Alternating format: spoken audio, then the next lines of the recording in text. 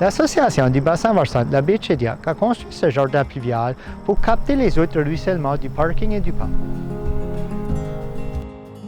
Les plantes du jardin pluvial vont aider à filtrer l'eau de ruissellement.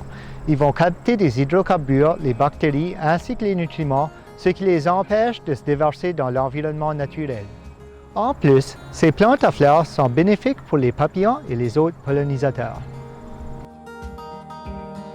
Nous avons mis en place un programme pour augmenter le nombre de jardins pluviaux dans le bassin versant. Nous allons ainsi travailler avec les municipalités et les résidents pour éduquer et instaurer plus de jardins.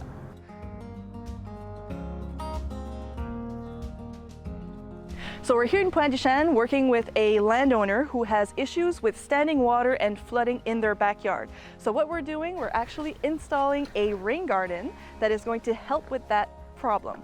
So we're going to be planting these beautiful native plants that will actually create pores into the ground with their deep tap roots, and they will help infiltrate that water into the ground instead of having it stagnant at the surface.